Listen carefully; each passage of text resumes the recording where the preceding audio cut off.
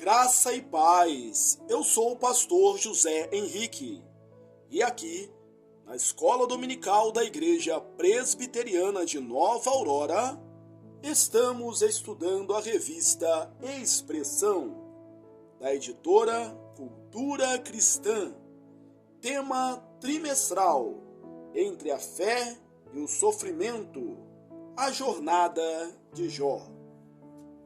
Lição de número 13. Deus restaura todas as coisas.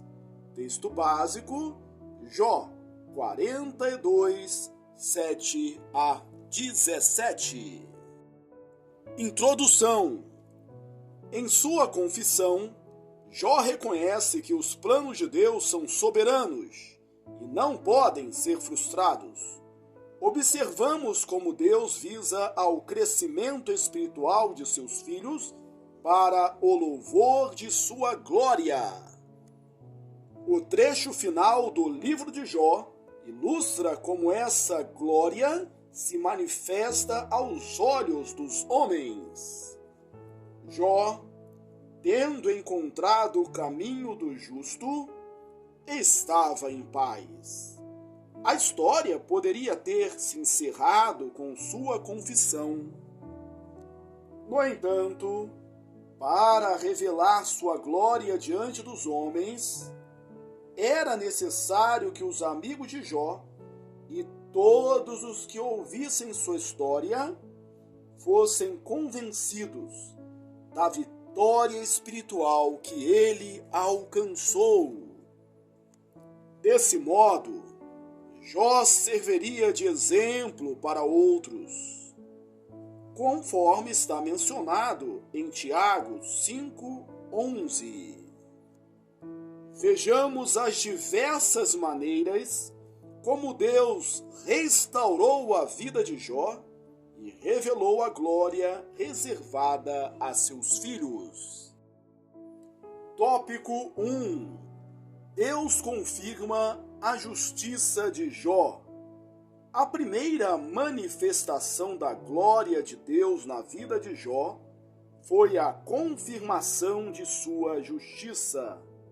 Após concluir sua obra em Jó, o Senhor se dirigiu a Elifaz para defender a justiça de Jó. A Bíblia nos ensina que o Senhor julga os discursos de cada um. Jesus alertou que a boca fala do que o coração está cheio e que prestaremos contas de toda a palavra proferida no dia do juízo, sendo justificados ou condenados por ela. Mateus 12, 34 a 37. Chegou o momento de julgar as palavras de Jó e seus amigos.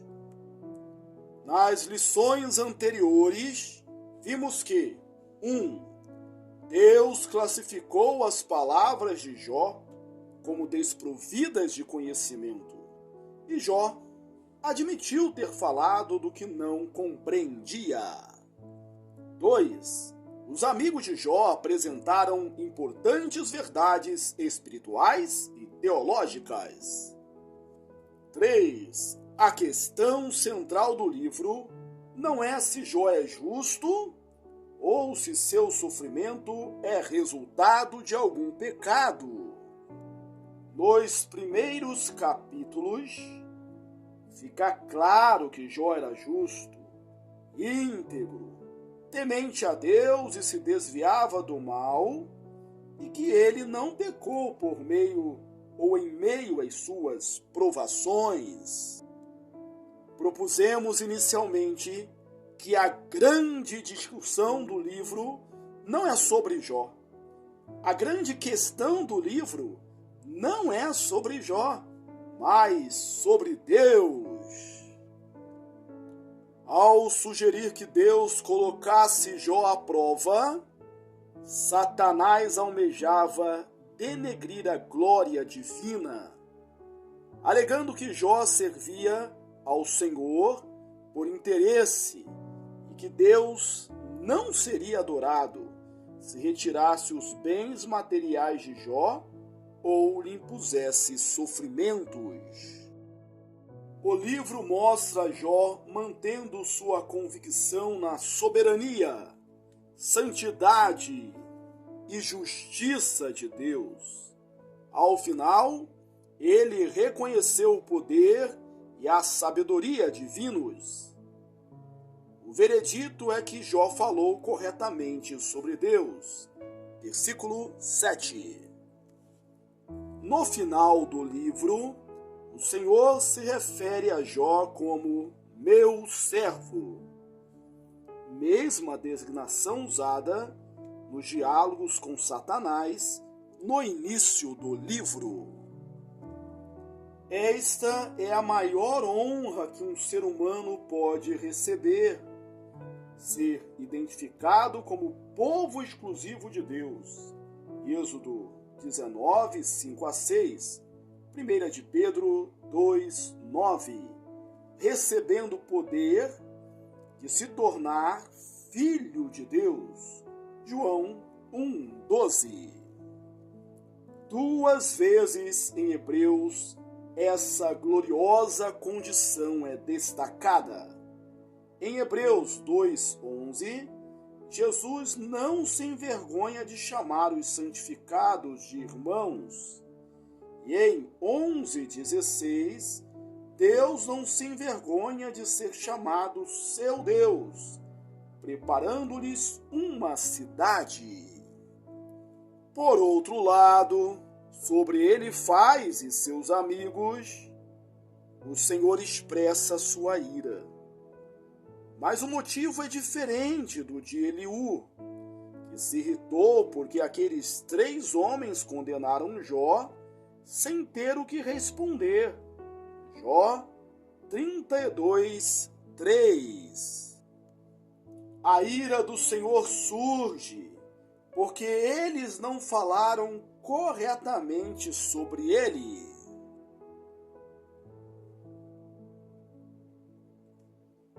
Um aspecto fundamental dessa avaliação é que eles afirmaram que Deus não traria sofrimento a um homem justo, concluindo que a aflição de Jó deveria ser resultado de um grande pecado não confessado.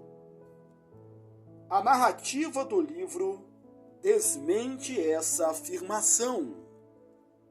Não é verdade que Deus poupa o justo de sofrimentos, como frequentemente vemos nos Salmos, nos profetas e de forma plena no sofrimento de Jesus Cristo em nosso favor na cruz. É importante notar que os discursos dos amigos de Jó, na prática, retratam Deus como um juiz injusto, condenando o justo sem causa. Uma coisa é desconhecer o motivo do sofrimento de um justo. Outra, totalmente diferente, é afirmar que um justo sofre porque Deus lhe imputa um pecado inexistente. Além disso, as palavras endossavam a argumentação de Satanás de que a adoração a Deus é motivada por benefícios materiais. Eles insistiram com Jó para que admitisse seu pecado e corrigisse seus caminhos, sugerindo que Deus o trataria melhor. Se Jó cedesse, confirmaria que seu temor a Deus era interesseiro, visando apenas o seu bem-estar. Por fim, os amigos de Jó não se mostraram como mensageiros da graça de Deus, nem do evangelho que poderia ajudar Jó a enfrentar aquele período difícil com esperança fortalecida no Senhor. Ao contrário, suas palavras causaram confusão e desviaram Jó do verdadeiro propósito daquela situação. Tudo isso desqualificou, aos olhos do Senhor, o discurso dos amigos de Jó. Devemos evitar tais erros para sermos instrumentos eficazes do Evangelho e da glória de Deus. Tópico 2. Deus estabelece Jó como intercessor. No início do livro, Jó frequentemente oferecia holocaustos em expiação pelos seus filhos. Jó 1:5. Agora, essa função é restabelecida e ele é designado como intercessor em favor de seus amigos. Jó, sem nada para oferecer, vê seus amigos trazendo os 7 novilhos e os 7 carneiros para os holocaustos. Eles se dirigiram a Jó, reconhecendo publicamente que ele é servo do Senhor, e solicitaram sua intercessão. Por um lado, isso representa um ato de contrição daqueles que condenaram Jó durante todo o tempo por supostamente ter pecado e estar sob o juízo de Deus. Por outro, é um ato de perdão misericordioso de Jó, que em certo momento chamou esses homens de consoladores molestos. Jó 16:2. Aqui se estabelece um belo paralelo com a crucificação de nosso Senhor.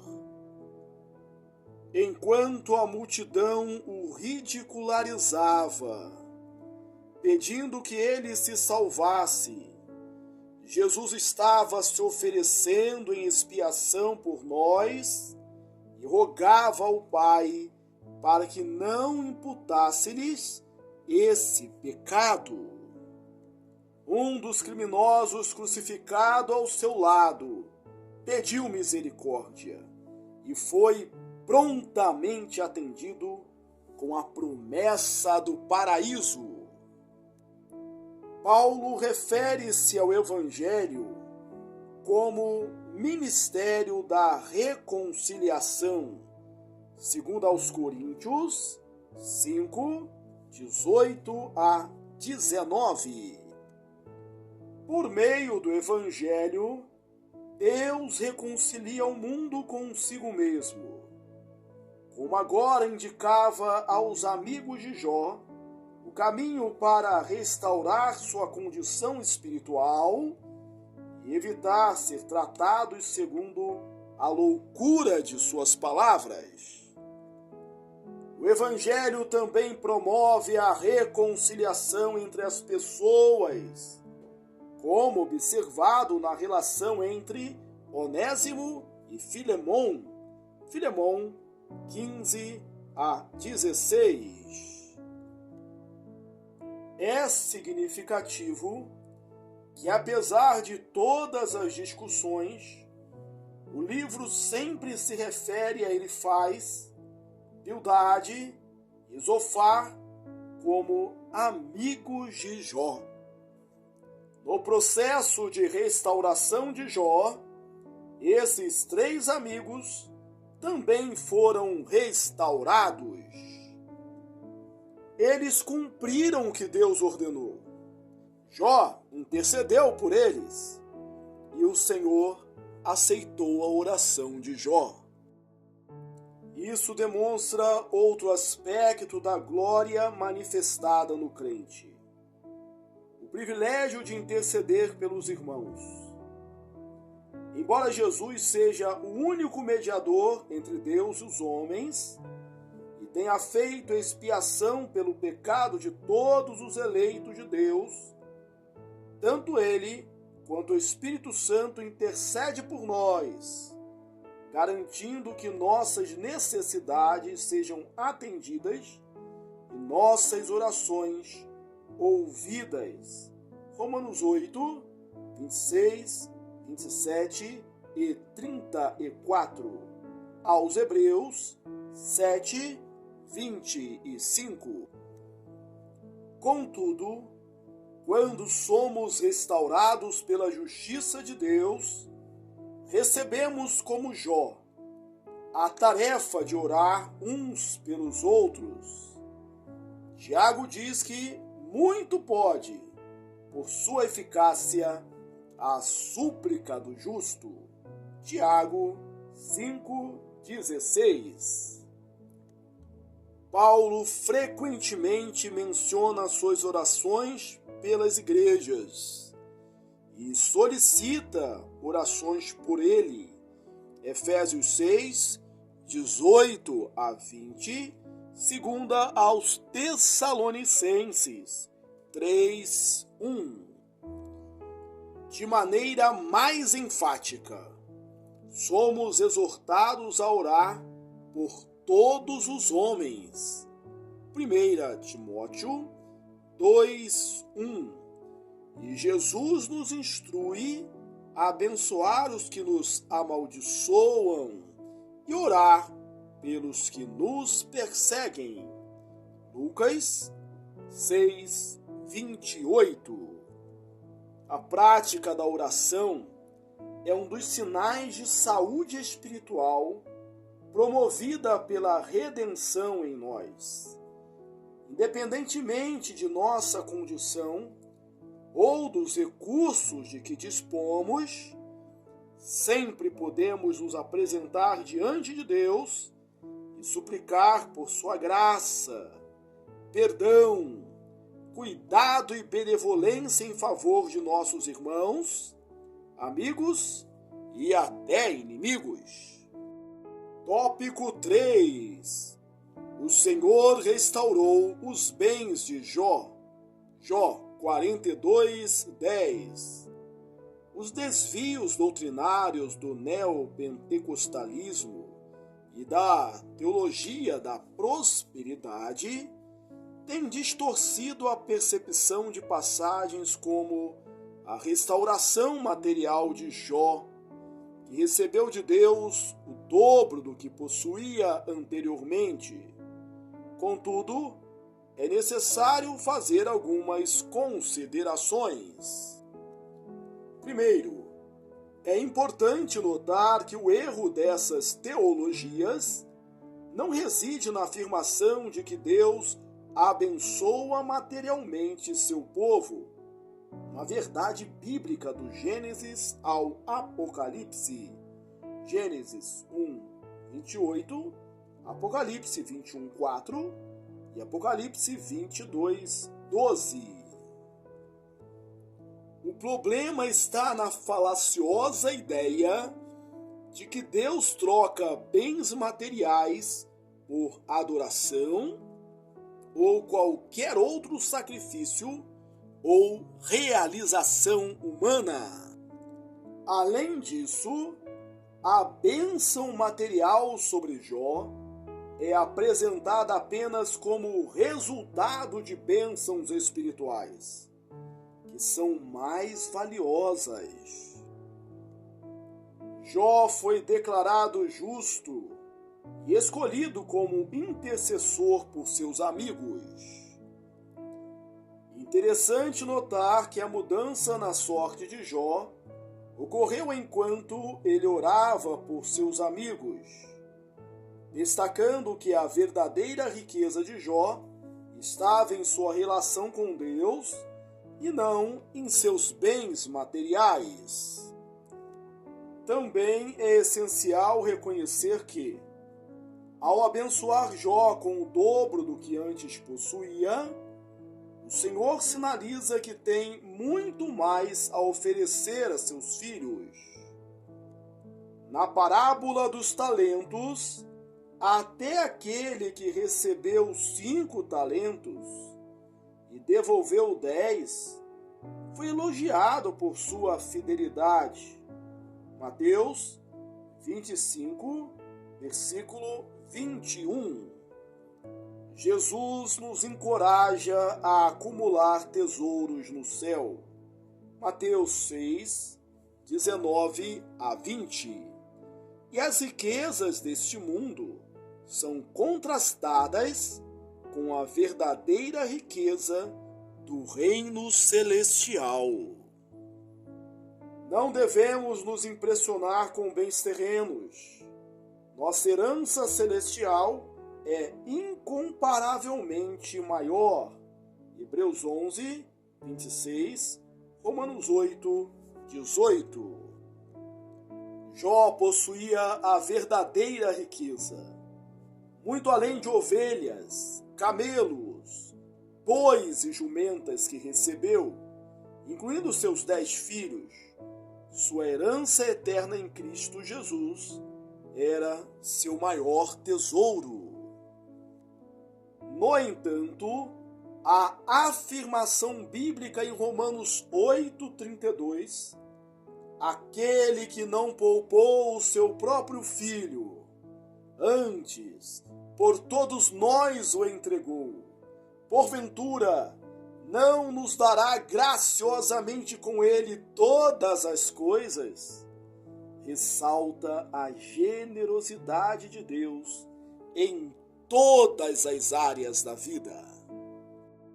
Tópico 4. O Senhor restaurou a comunidade de Jó. Jó 42, 11. Quando consideramos a riqueza final de Jó, muitas vezes nos esquecemos deste detalhe crucial.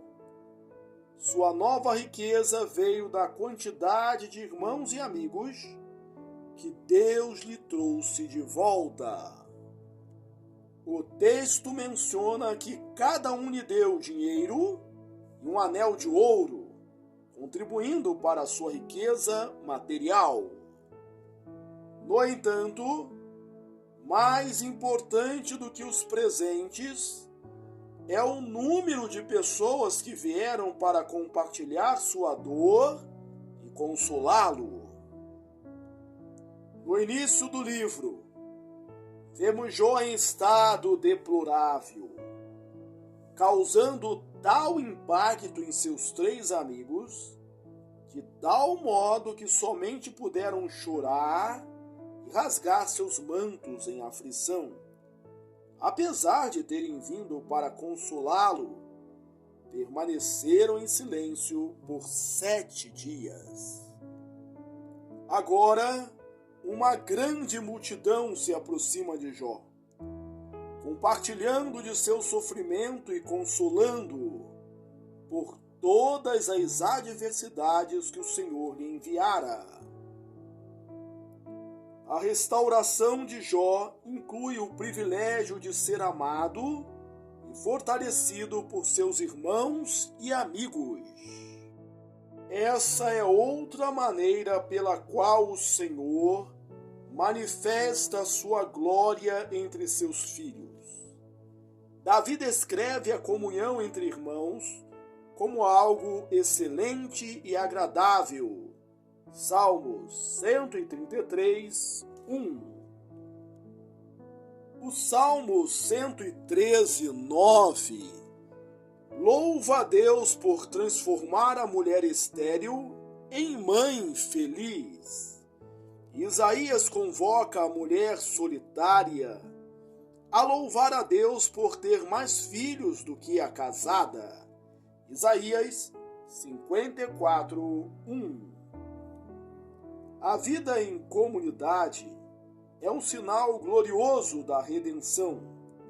Abraão recebeu a promessa de se tornar uma grande nação com descendentes inumeráveis. Gênesis 22, 17. Jesus é o primogênito de muitos irmãos. Romanos 8, 29. E a igreja, seu corpo, é composta por muitos membros. 1 Coríntios 12, 12 e 14. O progresso da igreja em Atos é marcado pelo crescente número de convertidos.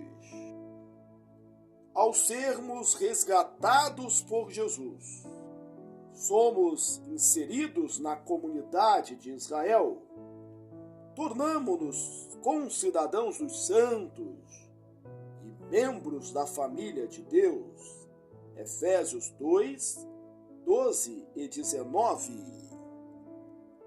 Recebemos muito mais do que deixamos por causa de Jesus. Mateus 19, 24. Enfatizando a importância e a riqueza da vida em comunhão. Conclusão: o desfecho do livro de Jó revela os sinais da magnífica obra de restauração que Deus realiza em seus filhos. É uma narrativa impressionante, que ainda assim é apenas uma pequena amostra do que Deus preparou para a sua igreja. Somos assim lembrados das manifestações temporais, das bênçãos eternas que recebemos em Cristo, por meio de sua intercessão. Somos justificados, transformados em reino e sacerdotes para Deus, sustentados física e materialmente em todas as coisas e inseridos numa comunidade de fé e amor. Aplicação: guarde o Evangelho em seu coração e compartilhe-o, especialmente com aqueles que estão sofrendo. Ouvir as boas novas da redenção trará alívio ao cansado, perdão ao pecador e esperança ao desesperançado. Seja um canal da graça divina, proclamando e promovendo, por palavras e ações, a recuperação espiritual, emocional, social e financeira daqueles que padecem. O livro de Jó não apenas nos alerta para suportar com paciência o sofrimento, mas também nos traz a promessa de que todo sofrimento será completamente eliminado pela manifestação da glória de Deus, seja nesta vida, seja na vindoura. Concluímos a leitura da lição 13. Deus restaura todas as coisas. Texto básico, Jó 42, 7 a 17. Esta foi a última lição do tema Entre a Fé e o Sofrimento, a jornada de Jó. Que bom que você chegou até aqui. Aproveito esta oportunidade para sugerir que você leia também os meus livros. Você é o que você fala e você é o que você planeja. Um forte abraço, Deus te abençoe ricamente e até a próxima, se Deus quiser.